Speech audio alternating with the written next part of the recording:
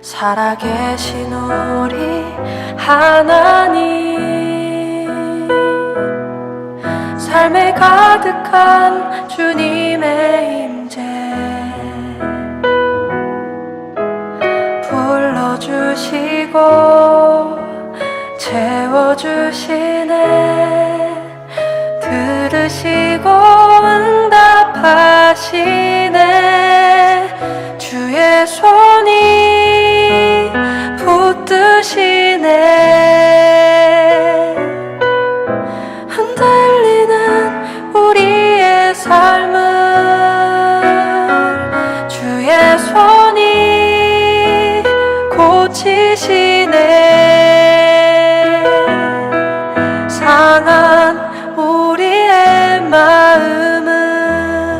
할렐루야. 오늘도 말씀과 기도로 하루를 여는 여러분을 사랑하고 축복합니다. 학생들 중에는 공부에 재능이 있는 친구가 있고 그렇지 않은 친구도 있습니다. 그러나 대부분의 청소년들은 재능 여부와 상관없이 시험 기간에는 책상에 앉아 있죠. 그런데 평소에 마음을 굳게 하여 늘 책상에 있었던 친구와 시험 기간에만 책상에 앉은 친구는 결과가 다를 수밖에 없을 것입니다. 사실 이런 모습은 우리 사회 곳곳에서도 찾아볼 수 있지요. 예를 들어 운동선수가 평소에 기본기를 소홀히 하게 되면 결정적인 순간에 실력 발휘를 못하게 됩니다. 반대로 마음을 굳게 하고 기본기부터 차곡차곡 쌓아온 사람은 그 실력이 결정적인 순간에 유감없이 발휘되죠. 신앙도 마찬가지입니다. 무엇인가를 감당해야 하는 순간 또는 어려움이나 위기 때에만 하나님을 찾는다면 그 사람은 평상시에 하나님을 찾았던 사람과는 다른 결과를 얻게 될 것입니다. 오늘 본문은 바로 하나님을 향하여 마음을 굳게 하지 못한 사람이 어떤 일을 겪게 되어지는지에 대해서 다루고 있습니다. 함께 묵상 하나님 말씀은 역대하 12장 1절로 16절까지입니다. 말씀 듣고 묵상 나눔하겠습니다. 르호보암의 나라가 견고하고 세력이 강해지매 그가 여호와의 율법을 버리니 온 이스라엘이 본받은지라. 그들이 여호와께 범죄하였으므로 르호보암 왕 제5년에 애국 왕 시삭이 예루살렘을 치러 올라오니 그에게 병거가 1200대 마병이 6만 명이며 애굽에서 그와 함께 온 백성 곧 리비아와 숫과 구스 사람이 헤아릴 수 없이 많더라. 시삭이 유다의 견고한 성읍들을 빼앗고 예루살렘에 이르니 그때 유다 방백들이 시삭의 일로 예루살렘에 모였는지라.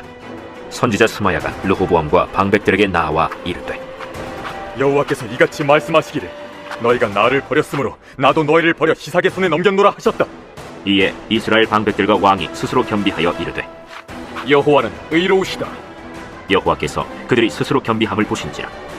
여호와의 말씀이 스마야에게 임하여 이르시되 그들이 스스로 겸비하였으니 내가 멸하지 아니하고 저희를 조금 구원하여 나의 노를 시삭의 손을 통하여 예루살렘에 쏟지 아니하리라. 그러나 그들이 시삭의 종이 되어 나를 섬기는 것과 세상 나라들을 섬기는 것이 어떠한지 알게 되리라.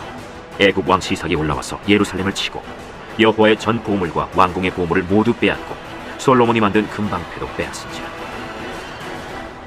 르호보암 왕이 그 대신에 노스로 방패를 만들어 국문을 지키는 경호 책임자들의 손에 맡기매 왕이 여호와의 전에 들어갈 때마다 경호하는 자가 그 방패를 들고 갔다가 경호실로 도로 가져갔더라. 르호보암이 스스로 겸비하였고 유다의 선한 일도 있으므로 여호와께서 노를 돌이키사 다 멸하지 아니하셨더라. 르호보암 왕은 예루살렘에서 스스로 세력을 굳게 하여 다스리니라. 르호보암이 왕위에 오를 때 나이가 41세라.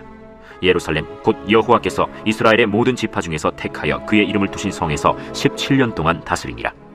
르호보암의 어머니의 이름은 나아마요 암몬 여인이더라. 르호보암이 악을 행하였으니 이는 그가 여호와를 구하는 마음을 굳게 하지 아니함이었더라. 르호보암의 처음부터 끝까지의 행적은 선지자 스마야와 선견자 이도의 족보책에 기록되지 아니하였느냐. 르호보암과 여로보암 사이에 항상 전쟁이 있으니라. 르호보암이 그의 조상들과 함께 누우매 다윗성에 장사되고 그의 아들 아비야가 그를 대신하여 왕이 되니라. 오늘 본문은 솔로몬의 대를 이어 왕이 된 르호보암의 인생에 대한 평가를 다루게 됩니다. 특별히 르호보암의 삶을 통하여 우리가 집중하여 생각하고 깨닫게 되어지는 것은 인간의 본성적 교만에 대한 것입니다. 이 본성적 교만은 자신의 능력이나 소유를 의지함으로 하나님을 떠나는 선택을 하게 만들죠. 그러나 그럼에도 불구하고 하나님은 여전히 은혜의 기회를 남겨두십니다. 르호보암이 다스리던 나라는 어떤 모습이었을까요? 그리고 그때 르호보암은 어떤 선택을 하게 될까요? 1절과 2절입니다. 르호보암의 나라가 견고하고 세력이 강해지매 그가 여호와의 율법을 버리니 온 이스라엘이 본받은지라. 그들이 여호와께 범죄하였으므로 르호보암 왕 제5년에 애굽 왕 시삭이 예루살렘을 치러 올라오니. 아멘. 르호보암의 나라는 견고했습니다. 세력이 강하여졌지요. 그런데 르호보암은 나라가 안정되자 교만해졌습니다. 힘과 부가 쌓일수록 하나님을 더욱 의지해야 하는데 그는 오히려 주님의 말씀을 버렸습니다. 안정이 주는 달콤함이 그를 무너뜨린 것입니다. 이 모습을 성경에서는 여호와께 범죄한 것이라고 표현하고 있습니다. 성경은 교만은 패망의 선봉이라고 말하고도 있죠. 르호보암의 삶을 보면서 우리는 한 가지를 마음 깊이 새겨보아야겠습니다. 우리에게 허락된 안정감이 언제든 하나님을 떠나게 할 수 있는 덫이 될 수 있다는 사실 말입니다. 하나님께서 주신 축복은 그것을 감당할 만한 능력이 있을 때 누릴 수 있게 됩니다. 그러나 그렇지 않을 때 그것은 시험거리가 되어 돌아오게 되죠. 사랑하는 성도 여러분, 우리는 어떤가요? 우리가 누리는 평안이 시험거리가 될 수 있음을 믿으시나요? 도리어 평안할 때 더욱 주님을 의지하고 주님 앞에 나아가길 힘쓰고 있나요? 우리의 신앙은 우리가 누리는 모든 것이 하나님에 의해 주어진다는 고백으로 시작되는 것입니다. 우리가 그것을 받아 누릴 만한 자격이 되지 못하지만 하나님이 은혜로 우리에게 주셨다는 고백 말입니다. 바라기는 하나님께서 주신 축복과 평안을 누릴 줄 아는 믿음을 소유한 자로서 축복과 평안의 주인공으로 사는 복된 하나님의 자녀들 되길 간절히 소원합니다. 교만한 르호보암은 하나님을 버렸고 그로 인해 그는 애굽 왕 시삭과 전쟁을 해야 하는 처지에 놓이게 되었습니다. 시삭은 엄청난 군대를 이끌고 유다의 견고한 성읍들을 빼앗았고 예루살렘에 이르렀습니다. 유다 백성들은 자신의 처지를 알게 되었죠. 그들은 하나님께 버려진 신세이고 그로 인해 그들은 애굽 백성들에게 넘겨질 위기에 처해져 있었던 것입니다. 이때 그 말을 들은 유다 백성들, 특별히 언약 백성이라는 의미를 담아 이스라엘의 방백이라고 표현한 이 말씀에 그들은 어떤 모습을 보였을까요? 6절과 7절입니다.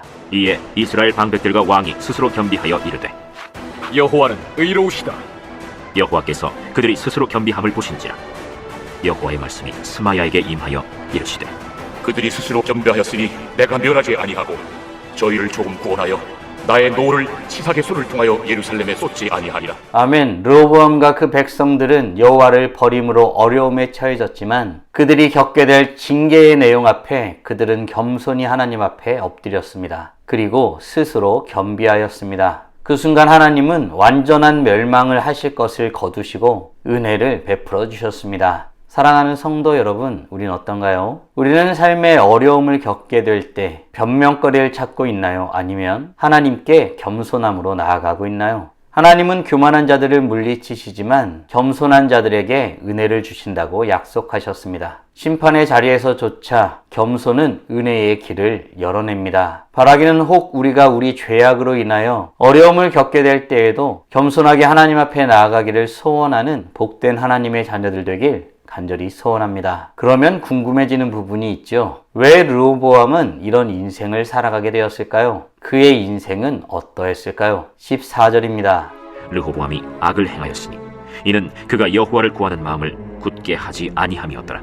아멘. 르호보암에 대한 평가는 단순했습니다. 하나님을 구하는 마음을 굳게 하지 아니하였던 인생이었습니다. 그런데 아십니까? 이 모습은 하나님 보시기에 악한 것이었습니다. 우리가 스스로 생각하기를 큰 죄를 짓지 아니하였으니 괜찮을 거야 라고 생각할 수 있겠지만 하나님은 먼저 우리의 마음이 하나님 앞에 굳게 서 있는지 그것을 보십니다. 사랑하는 성도 여러분, 오늘 우리는 솔로몬의 대를 이어 왕이 된 르호보암의 인생에 대한 평가를 묵상하였습니다. 다음 질문들을 통해 말씀을 정리하고 더 깊게 묵상해 보길 원합니다. 나는 하나님께서 나로 하여금 누리게 한 것들로 인하여 주님 앞에 더욱 나아가고 있나요? 아울러 때로 징계 가운데 있을 때 겸손히 주님을 구하며 나아가면 용서의 은혜를 주심을 믿으시나요? 주를 향한 마음을 굳게 하여 살아가기 위해 지금 당장 할 수 있는 일은 무엇이 있을까요? 묵상하신 대로 주님 앞에 나아가 찬란하게 빛나길 간절히 소원합니다.